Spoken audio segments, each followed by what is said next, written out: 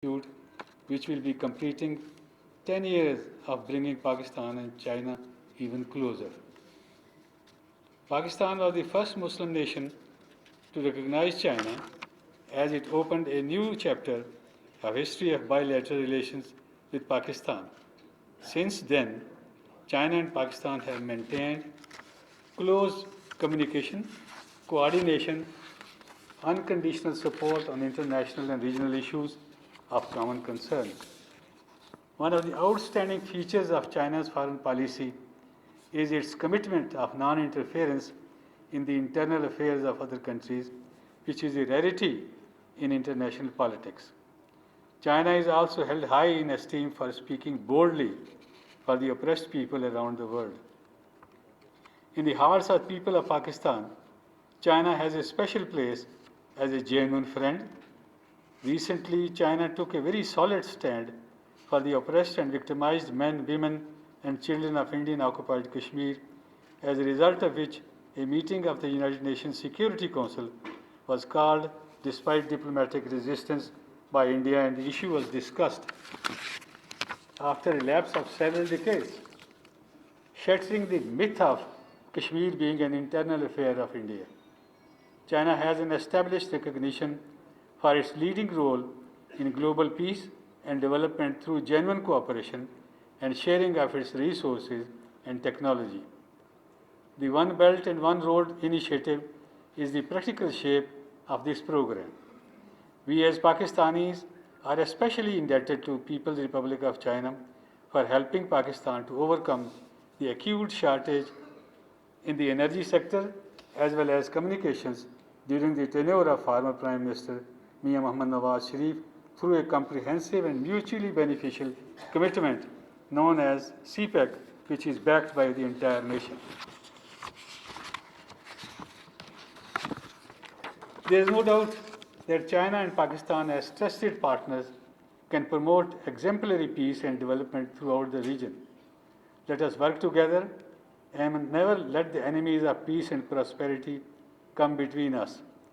Long live Pakistan China friendship, Pak Chin Dosti, Zindabad. Thank you very much.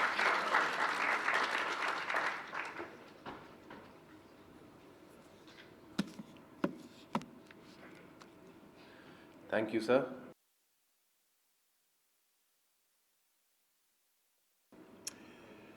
Thank you very much, Ambassador Zhao Jing, Senator Mushahid Hussain Sayyed, Raja Zafrul Haq Saab,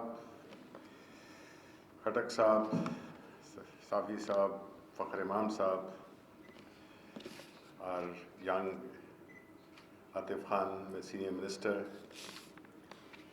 Rahman Malik Saab, Swati Saab, Excellencies, diplomats, ladies and gentlemen. Though I was not prepared to deliver a speech, however, it is expected of politicians to make speech anytime, anywhere, on any subject. So I hope that it is obviously a great pleasure, always a great pleasure, to be in some way associated with anything that has to do with our friends, Chinese friends, and China. I remember as a very young child, my father had gone to China with Mr. Zulfikar Ali Bhutto, the then Prime Minister of Pakistan, and basically the architect of Pak-China relationship, giving it a totally different dimension. And I remember when he came back, so he was, at that time China was obviously like getting into the groove, so to say. And I remember that he was so full of praise for China, and he had brought a lot of pictures, black and white pictures. And I also remember that I saw those pictures, and they were all Chinese children, young children, 5, 6, 4. And there was a shine in his eyes, and he said that I can imagine when these children grow up, where China would be. And I think that he was so right, that now we see China where it is, is a great example for the whole humanity, that how a country remaining within its ideology, political ideology, evolving economic model, which basically serves the people of that country, not only that country, but the world and beyond. Uh, Obviously, with China is one, as in the introduction, it was mentioned that Pakistan-China relationship is a unique relationship in the sense that normally in our countries we have, and there is an old dictum that that in foreign policy, there are no permanent friends and there are no permanent enemies. I think that our relationship with China defies that, and since as a child, we remember that people of Pakistan have always, for some odd reason, China has been non-controversial in our country, at the government level, at the people's level. And that is something very, very unique and worth looking into as to what is so special about our relationship that it has never had any low, so to say. China has been always a great friend. We must learn from their experiences, and we must I can't say we have to emulate them, but nevertheless we have to evolve our own indigenous political and economic model where we can also take people out of the poverty. China, as I said, has been with us on all international issues. It has either it's the unique convergence of our geopolitical interests. Nevertheless, it is always people like Senator Mushahid Hussain Sayyid, who with his institute has always done so much of such a rigorous work and has always been a great, I would say, bridge between our political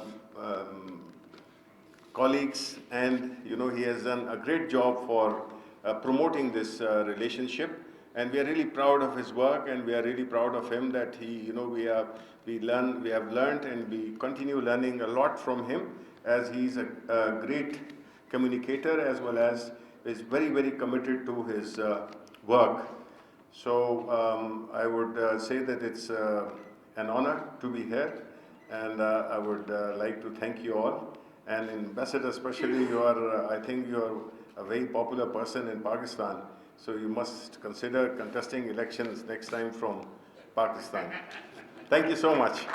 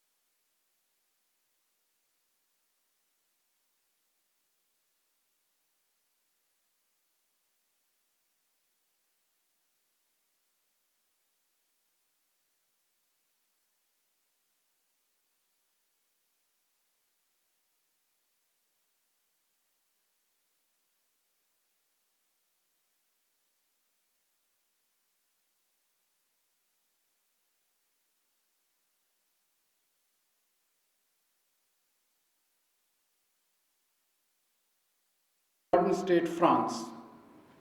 As a 17-year-old, he was in France, 21-year-old Chou Enlai was there. And the two of them, if I may say so, other than Mao's Great Revolution, are the real architects of China today. Mao Zedong held it together intellectually with great skill of statecraft. But the way Deng Xiaoping, 10 to 13% growth, 14 years. No modern industrial nation in the world, starting with Britain, 1760, Industrial Revolution, followed by France, followed by Germany, followed by Netherlands, followed by United States, Meiji Restoration, 1860, Japan, 1917-24, Russia, Soviet Union, and more recently, China. And that levels of growth rate, 10 to 13%, even this year it's 7%. In the last 40 years, from virtually being one of the third world countries, I was just reading the figures all over again this morning, you are hitting $14 trillion. The United States is 23, 22 trillion, depends on whose figures one takes. So you're number 2, much ahead of Japan. Per capita, of course, still to catch up, but the totality. And US number 1, 23 trillion. China hitting 14 trillion, followed by Japan at 6, followed by Germany 5.5, followed by India at 3, followed by France and Britain at 2.9. Then come 6 countries, including Russia, Brazil, Italy, Canada, Australia, Republic of Korea. Now, where do we Pakistanis stand? Well, I won't name the figure, we're far behind. But this is how, if we could emulate the kind of commitment your leadership has shown consistently. Deng Xiaoping laid out the political, financial, social architecture of how to compete in the world. And he achieved it. 3 subsequent presidents have come. Jamin, Hu Jintao, and now Xi Jinping. And each of them has improved things and competed with the rivals in the West. The last decade has seen him overtake Japan, Germany, the rest of Europe. And if things go the way they are going, China will be number 1, I think, in the next 5-6 years, overtaking the United States of America. And if we look at how the Mustafa mentioned China coming out of the syndrome of poverty. We still face it. The whole of the subcontinent faces it. I think nearly 30 to 40% of our people are living below the poverty line, no matter how you define poverty. China, 700 to 800 million in the last 40 years have come out of the poverty line. No other country has done it so fast, so quick, and so well. Yes, one can always have different points of view on the politics. One can have different points of view on statecraft. But the methodology of the economic zones that you created, they're world class today. Shanghai, pre-40s, was known as the Paris of the East. Maybe it's not the Paris anymore, but it's one of the great countries which will compete with California, which will compete with any of the Western states. And I'm sure, I hope, the way that China is going today, and with your CPEC, the economic zones will come up. Our friend is sitting here, our senior minister, he will be Atif Khan Saab's first, I think, economic zone starts from there. You developed yours, sir, I think 16 of them in the first decade. And they were globally, and what was one country, 3 systems? Hong Kong, Macau, Taiwan. Large input of capital and technology came from where? They came from all those places, and you welcomed it. One thing Deng Xiaoping, I think, laid out, no war from day one. And from 1978 till today, China has not gone to war with anybody. That has been its key milestone, foundation, the Gurnam. Economy. He has risen to the skies, the heights that he has scaled up. Nobody can emulate the kind of model he has. Yes, the Germans and the Japanese learned there. They've also come up fast. But their defense was covered totally by the United States of America. In NATO, and Japan got a total cover of its defense. You had to cover your defense, you had to cover your economy. So yours is a much greater achievement. Thank you. Institute की 10वीं सालगिरह है, उसके हवाले से मुशाहिद हुसैन सैयद साहब को मैं मुबारकबाद पेश करता हूँ। और इसके साथ साथ यहाँ पे हम जो है वो चाइना की 17वीं जो है वो सालगिरह भी आज मना रहे हैं। तो इस हवाले से चाइना के जो हमारे एम्बेसडर हैं उनको भी मैं मुबारकबाद देता हूँ। اور یہ جو پاکستان اور چائنا کا جو ریلیشن ہے، تعلق، یہ ہم سب کے سامنے ہے کہ جس طرح ہر مشکل وقت میں چائنا نے پاکستان کا ساتھ دیا، اور ابھی حالیہ آپ نے دیکھا جو کشمیر میں جو ظلم اور ستم جو مقبوضہ کشمیر میں ہندوستان نے کیا، اور آج میرا خیال 47 یا 48 دن ہو چکے ہیں اس کو، اس میں بھی چائنا نے جس طریقے کے ساتھ سب کے سامنے، دنیا کے سامنے اس ظلم کی مذمت کی، 80 لاکھ لوگوں کے ساتھ جو وہاں پہ کرفیو لگایا ہوا ہے، اور ادویات نہیں ہیں، بلیک وہاں پہ میڈیا نہیں ہے، بالکل کچھ دنیا کو کوئی خبر نہیں ہے، اور پاکستان جو ہے وہ ایک آواز بنا کشمیریوں کی، اور وزیر اعظم پاکستان نے کہا کہ میں ایمبیسڈر بنوں گا۔ تو میں سمجھتا ہوں چائنا کا کردار ہر سطح پر، ہر لمحے وہ پاکستان کے ساتھ ایک ایسا ہے کہ پاک چین دوستی پر ہم سب پاکستانیوں کو فخر ہے۔ چائنا اور پاکستان جو اقتصادی راہداری کا جو سلسلہ ہے، اس پہ جس طرح ابھی یہاں پہ بتایا اسپیکر نے کہ بہت سے اس طرح کے ایشوز ہیں جو شاید بتائے نہیں گئے یا لوگوں کو پتہ نہیں تھا، تو میں سمجھتا ہوں کہ ہم خود، میں گیا یہاں سے، پاکستان کی تمام پولیٹیکل پارٹیز گئیں، اور بلوچستان کی ریجنل پارٹیز بھی گئیں، کمیونسٹ پارٹی آف چائنا کی دعوت پہ تمام پارٹیوں کو وہاں پہ بریفنگ دی گئی، پورا سی پیک کے بارے میں بتایا گیا، اور تمام پارٹیوں نے وہاں پہ دستخط کیے ایگریمنٹ پہ کہ ہم انشاءاللہ یہ جو سی پیک کے جو منصوبے ہیں اس کی حمایت کریں گے ہر سطح پر۔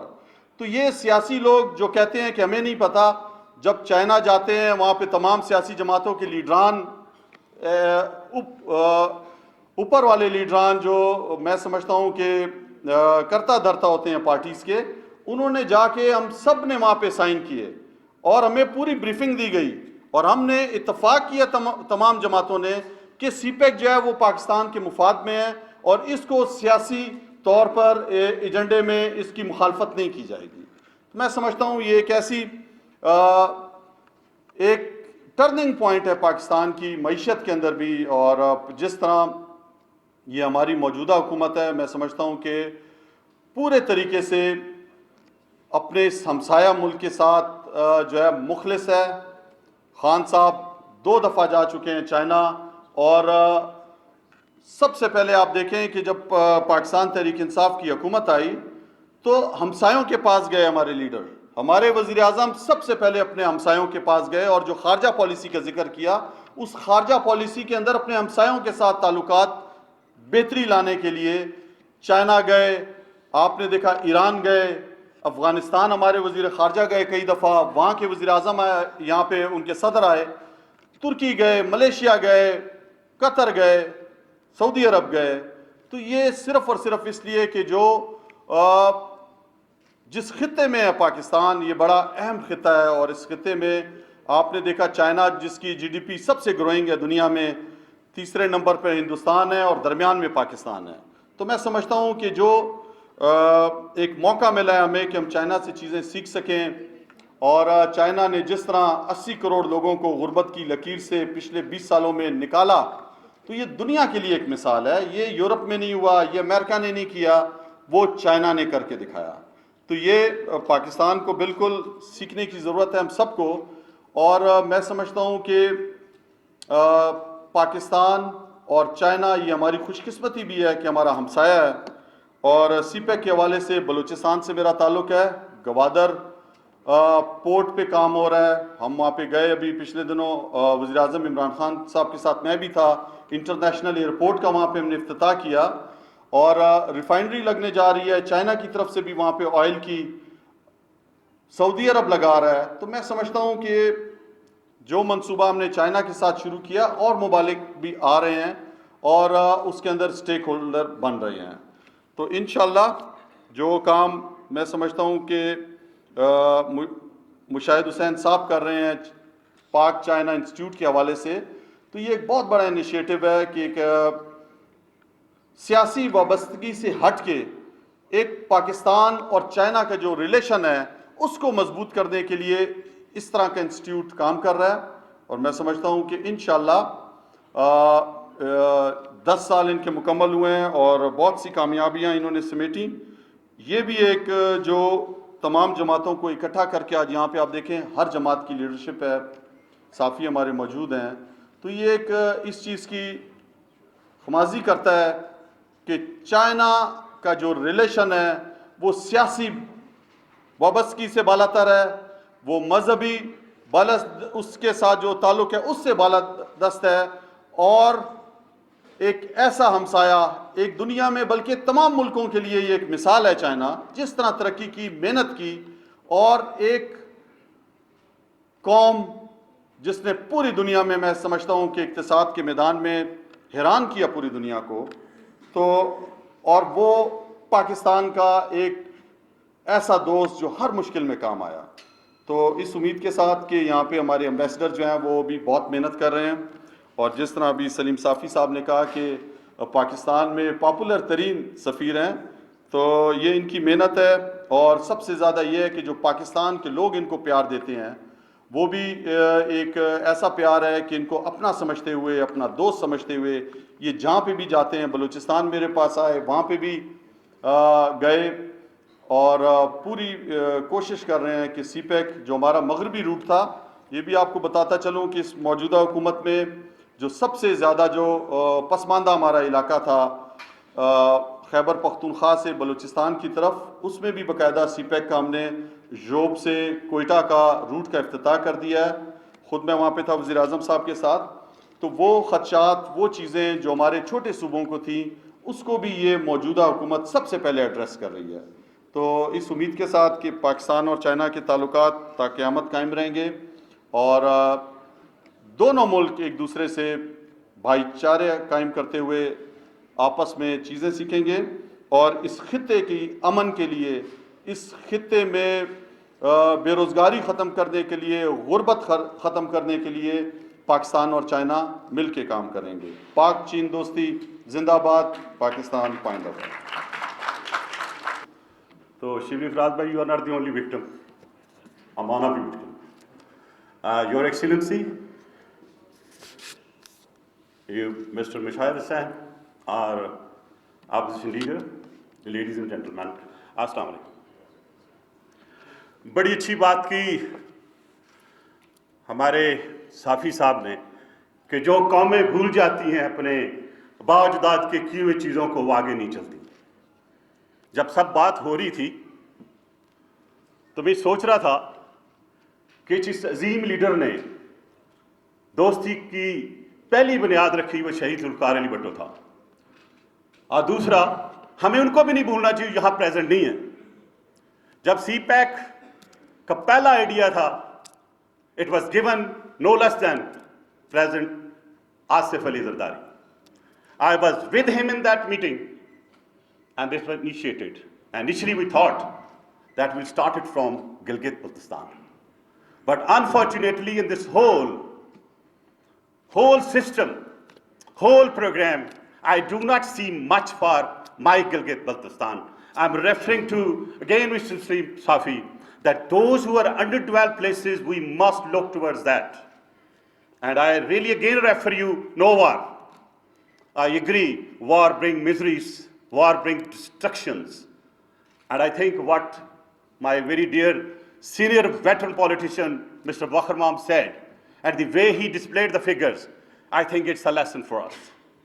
A lesson is to have friendship, move forward.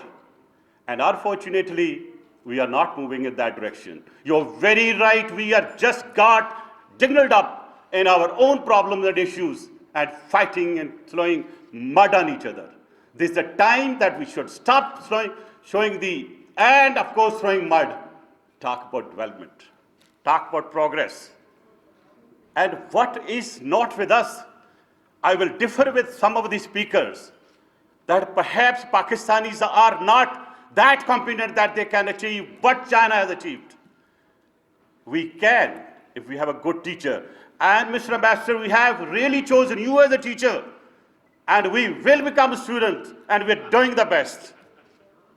And I promise you, what you are doing to Pakistan, it's a great favor, irrespective of the fact it's Kashmir or any issue wherever Pakistan is pressed or Pakistan is put in the corner, China is there to pull us out. Thank you very much, and I thank you really on behalf of the whole nation. The world is now again heading towards war. And slightly pointing out, if you see today what's happening between Saudi Arabia and Iran, and only I'll warn here on this international forum, don't fall into any misadventure like what happened in Iraq and Kuwait, because this will involve the whole Middle East. And not only Middle East, the fire will go to the whole world. And exactly what has happened India and Pakistan, what Prime Minister Modi did with Kashmiris and caged 40 lakhs of people in a biggest jail of the world, which is Kashmir. The whole world is sleeping. Thank you again, Ambassador, you and your country, for pointing out in the world and in the National Security Council. Now, the other thing which is coming up, of course, Syria is there. You know what's happening. You know what the Houthis are doing. I think the biggest responsibility today goes to the big boys. And I just sent a message today through Twitter tagging President Donald Trump. Now you take the lead and get the peacemaking. Peace is very important for the progress of the world. The world is nuclearized. You never know where it starts. So I think it's the high time, and China is playing a great role, and we are really grateful to you, Ambassador. And can I give you a title today, the friend of Pakistan? That is the title for you today. In future, I'll address you with this title, because what you have done during this period, nobody did it. Nobody did it. And I assure you, there is nobody against CPAC. We all politicians stand together, united behind the CPAC, and will continue to give you support, because this is beneficial for both the countries, China and Pakistan, and the people of Pakistan. And I assure you, the people of Pakistan are now getting up, and you will see us progressing. The time is gone, and let's give compliments to everybody who works. And we have to get out of this illiteracy. And I hope that we'll one day, well, not competing with you, at least we'll be walking hand to hand with you. Thank you, sir. So many dignitaries, excellencies. Yeah, in fact, I just pick up some of Excellency Deputy Speaker, Mr. Qasim Suri, Minister Swadi, Leader of the House of the Senate, Mr. Faraz, Leader of the Opposition of the Senate, Mr. Zafar Haq, Mr. Rahman Malik, the Chairman of the Committee of the Interior Affairs, Mr. Imam, the Chairman of the Committee on Kashmir, Mr. Adif Khan, Senior Ministers. So many, I don't know, maybe I will lose them. In fact, that I'm very, very thankful and grateful to Senator Mushahid Hussain for hosting such a kind of grand gathering for the 70th anniversary of the People's Republic, as well as the 10th anniversary of the founding of the Pak China Institute. Dignitaries sitting here tonight, I think all of you represent at least 3 or 4 decades of Pakistan's politics or democracy. I still remember Mr. Zafar Haq in 1999, when our speaker was visiting here. I heard you gave him about 40 minutes about the history of Kashmir. At that time, you may be the leader of the house, I think. Mr. Rahman Malik, 10 years ago, when you were the interior minister, you had a title in our government, the most eloquent interior minister who were interested in regional security situation. I also still remember Mr. Suri, the deputy speaker, last November when our deputy speaker visited. You were giving him that your vision of the new government, of the new set parliamentary. And also Mr. Faraz, in this February, when our deputy chairman of the Senate visited, you were so proud of your history, your literacy and the poems. Also, you briefed him about the PTI's vision of the countries. And Mr. Mushahid Hussain, I think you are the most famous face in China, strong advocate for Sino-Pak friendship and cooperation.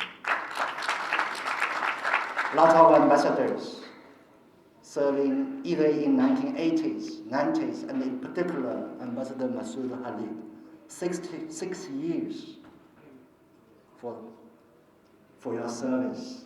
And I'm really, I should say, grateful for all the efforts, because these 6 years is the transformative time of the relationship between China and Pakistan. There are other also senior diplomats, we are the colleagues, and I'm reading. There are very senior journalists or analysts and other friends from the other walks of the society. In Pakistan, I think there are 3 things, although you may come from the different fields, areas, but 3 things, if I can say, totally has no difference. The love of Pakistan. I think that is patriotism. Everyone is working for Pakistan. Second, I think the Kashmir cause. I think this is so deep in your heart, and you are working for the justice of the people of Kashmir. And I could add one, that is the relationship or friendship with China. I don't see any kind of differences or any kind of divergences from Pakistan, that China is dosti, becomes a kind of fixed term. So as a Chinese ambassador in Pakistan, this is my honor. This is exactly my honor. And today, that this kind of cross the party line gathering, I'm very, very grateful for you have, for all of your efforts, for all of your affection, and for all of your devotion for this relationship. China is celebrating its 70th anniversary of the National Day. But we are also celebrating the 7 decades of the friendship and the partnership with Pakistan. Looking at the neighborhood, China's periphery areas, Pakistan, I should say, is the only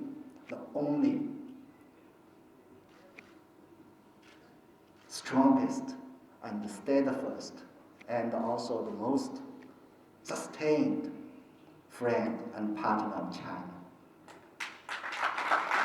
70 years, I think, Pakistan gave us a lot of support. In 1960s, Karachi was the only way out by flying for all the Chinese diplomats or government officials or Chinese even citizens.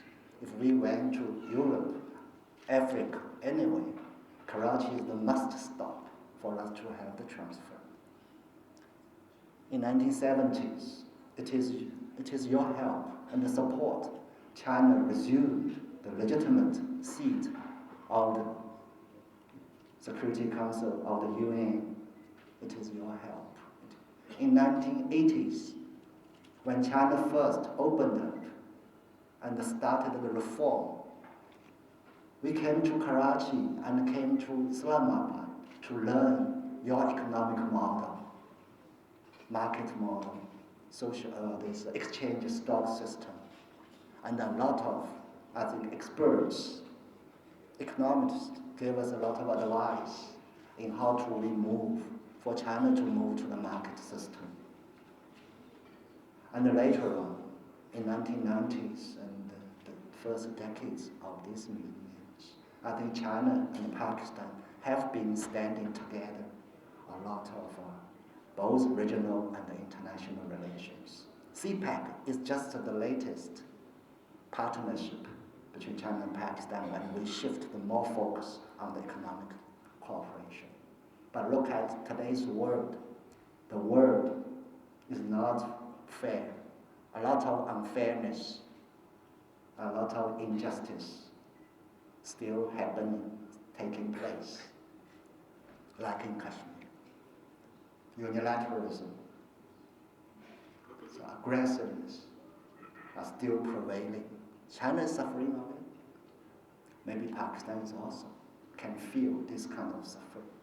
So that means that when this world is far from peace, far from stability. We still have a long way to go to uphold the justice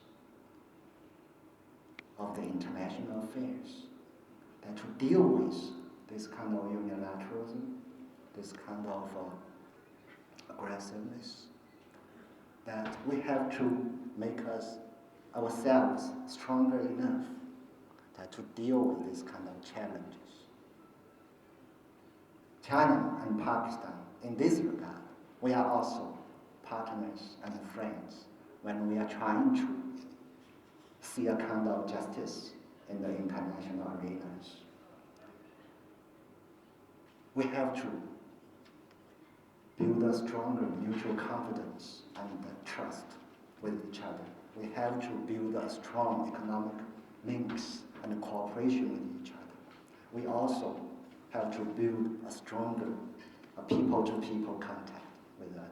So I'm very, very grateful that in this March, all the major political parties, PTI, PML, and PPP, as well as other regional parties or other provincial parties, we will get together in Beijing with the Communist Party of China.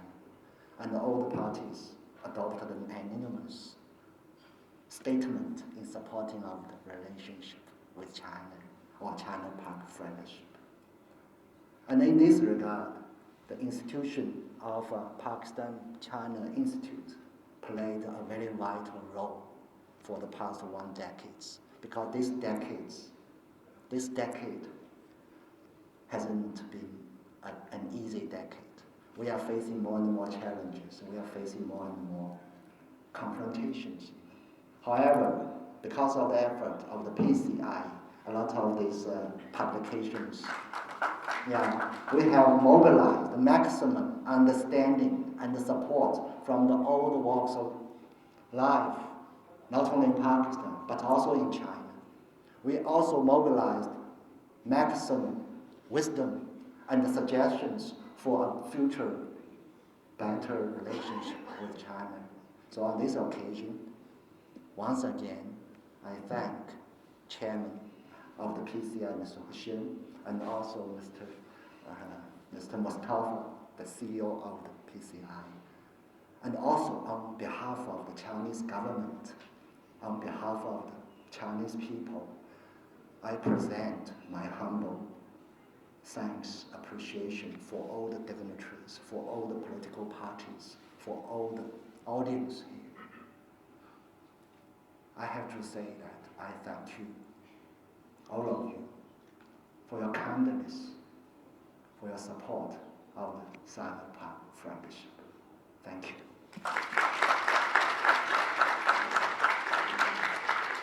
Almighty, the Lord of all mankind. Assalamu alaikum, good evening, and ni hao to the Chinese guests. It's a great pleasure and privilege to be here on this occasion. We are celebrating our own 10th anniversary, which is coinciding with the 70th anniversary of the People's Republic of China. और जैसा आपने देखा कि आज पाकिस्तान के जो बुनियादी सियासी जमातें हैं और मुख्तलिफ लोग जो हर सेगमेंट ऑफ सोसाइटी को रिप्रेजेंट करते हैं आज मौजूद हैं, चाहे दानिश्वर हों, सहाफ़ी हों, थिंक टैंक्स हों, बिज़नेस कम्युनिटी हो, सफारतकार हों, सियासतदान तो हैं ही हैं। तो ये चाइना के साथ हमारी जो कुर्बत है, और मैं समझता हूँ एक मुनफरिद ताल्लुक़ और रिश्ता है पाकिस्तान और चीन का, जिसकी कोई मिसाल बैनुल अक़वामी सियासत में नहीं मिलती, कि इतनी तवील अरसे जिसमें 2 मुल्क जो हमसाया भी हैं, जिसमें मुख्तलिफ तारीख़ है, मुख्तलिफ विरसा है, मुख्तलिफ सियासी निज़ाम है, लेकिन एक ऐसा गहरा रिश्ता है जो दिलों का रिश्ता बन गया है, और जिसमें अब मुश्तरका मफादात भी हैं, और उनको हम मुश्तरका ज़ाविये से हम इलाके को और दुनिया को देखते हैं। I pay tribute to you, sir, Yao Jing, the Ambassador of China. You have been here for the 3rd time I saw you as a young, handsome and dynamic diplomat when you were a third secretary. Now then you were number 2 to Lu Jiahui, and then you were in Kabul, and from Kabul you came to Pakistan. You were ambassador, then you were also political counsel in New Delhi also. So this shows also that how China plans ahead. Mr. Salim Safi mentioned about China's futuristic view. I'd just like to mention, when I first met President Xi Jinping in 2010, he was vice president. And I had a 1-hour-long meeting with him. Since then, I've had 4 or 5 meetings with him in the Great Hall of the People. And we discussed, and he talked of China for the next 40 years. He said, let me tell you the vision of China from 2010 to 2050. And he said, in 2021, we will be celebrating 100 years of the establishment of the Communist Party of China. So these are the targets we have to meet in 2021. In 2049, we will be celebrating the 100 years of the founding of the People's Republic of China. So these are the targets that we have to meet. And this was a planning, a continuity of policies. And please don't forget, ladies and gentlemen, Xi Jinping's father, Xi Zhongxun, was the party chief in Guangdong province in Shenzhen, where the first special economic zone was established by Deng Xiaoping in 1980, next to Hong Kong. So you can see the continuity of policies. And I would also like to mention the vision of our founding fathers, which is very important. The great leader Quaid-e-Azam Muhammad Ali Jinnah gave his first interview after the creation of Pakistan to a foreign journalist. It was an American lady, Margaret Bourke White, and she represented Life magazine. The interview was given in October 1947 and it was published in January 1948 as the cover story of Life magazine with the Quaid-e-Azam's portrait on the cover. And if you, as students of history, you would know that at that time in 47 October, we were at war with India on Kashmir. We hardly had an army, a bureaucracy. There was an influx of refugees. There was an exodus of people. 10 million people were exchanged from both sides. Our money was held up by the Indians. And she asked Margaret Bourke White, she asked the Quaid-e-Azam, what is Pakistan's future? What is Pakistan's role? And look at the vision of the Quaid-e-Azam. And I quote, he said, Pakistan is the pivot of the world placed on the frontier where the future geopolitics of the world will revolve, quote unquote. And you can see whether it's CPEC, whether it's the Cold War, whether it's Afghanistan, whether it's the opening to China, Pakistan has been playing a very pivotal role from the very beginning. Even in the 50s, we were the first to support liberation movements of Tunisia, Morocco, Algeria, Eritrea, Palestine. We hosted not just the Afghan refugees, we hosted refugees from Bosnia-Herzegovina. And we were the first to give arms to the people of Bosnia-Herzegovina. And this was in the 1990s. And I remember Raja Saab, I went with Mia Saab to Sarajevo in 1993. And Ali Izzat Begovic, the president of Bosnia-Herzegovina, he gave us a book. It was called Islam Between East and West, which he had written. And it was said, dedicated to the poet of the East, Allama Iqbal. So this is the impact that we have, Pakistan's image and impact. And if you see Chairman Mao, the great leader, when he is appointed an ambassador to Pakistan in 1959, Geng Biao, he told Geng Biao, and Masood Khalid Sahab, you would know that, look after Pakistan. Pakistan will be China's window to the West. And that happened later. So I think that we have to learn all these lessons. I will only just mention two things. Fakhr Mamsa mentioned very correctly about peace. In April 2019, President Trump made a telephone call to President Carter. And he discussed China. He said, China is overtaking us. What should we do? This is given by account by President Carter. And how? Because we will be overtaken by China. And President Carter replied, there's one big difference between China and the United States. For the last 40 years, China has not fought any war with any country. Not a single Chinese soldier is outside its borders. While for the last 40 years, America has been constantly at war. And the second example I'd like to give, how China has really proven all the pundits wrong. In November 2018, the New York Times carried a series of articles on China's 40 years of reform and opening up. And in that article, they said, one of the experts, that when they started the opening up, free market, it was led by the Communist Party, a socialist country. They said that we were convinced that this experiment will fail. This cannot happen. This has never happened before. So he said, we were waiting for China to fail. And then he said, we are still waiting after 40 years. This is what China is now. And about Deng Xiaoping, you mentioned, Fakhr Mamsa. I read the book of Deng Xiaoping written by his daughter. My father, Deng Xiaoping. The daughter's name is Deng Rong. And it's an amazing book. Deng Xiaoping was removed 3 times. He was Secretary General of the party, he was removed. Then he was removed as Deputy Prime Minister. Then again he was removed and brought back.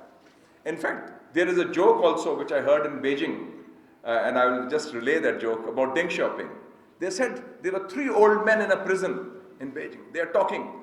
Why are you in jail? He said, because I am against Deng Xiaoping. He said, why are you in jail? Because he said, I am for Deng Xiaoping. They asked the 3rd old man, why are you in jail? He said, I am Deng Xiaoping. So, this shows the resilience of China, the Chinese resilience. I first went to China as a teenager. I was studying in FC College, I was in 2nd year, and I went to China. I saw the China of Chairman Mao, of Premier Zhou Enlai, of Marshal Chu De.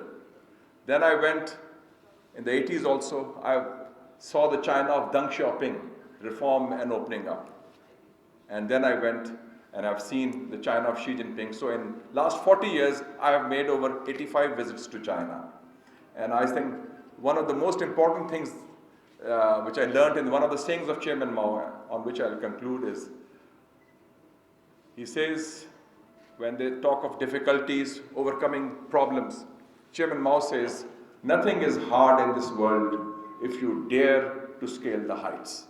And Pakistan and China will scale the heights of all poverty, of pressures, and overcome and build not just CPEC together, which we are, because as Rahman Malik Saab said, and everybody, Suri Saab and others also, and Shibli Saab, that there is absolute, and Raja Saab also, that on China, there is absolute consensus in Pakistan. In fact, China today is a factor for national unity of the Federation of Pakistan.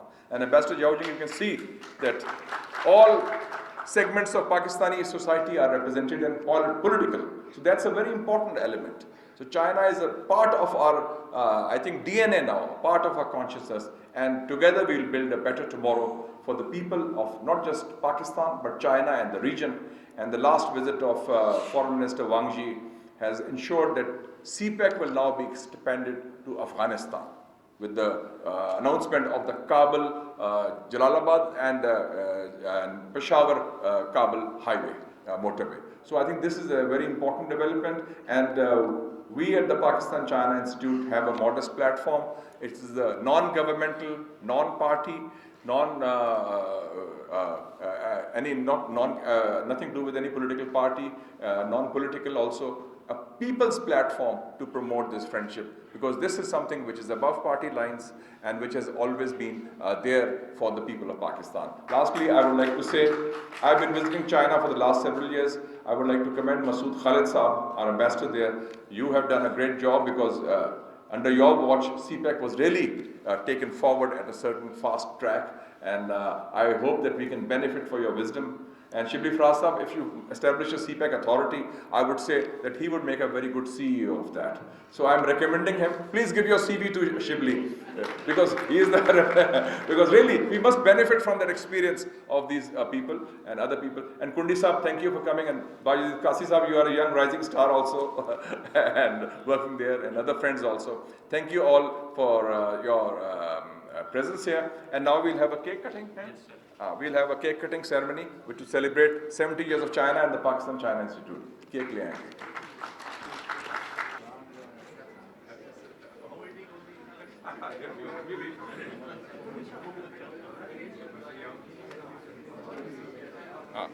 Please.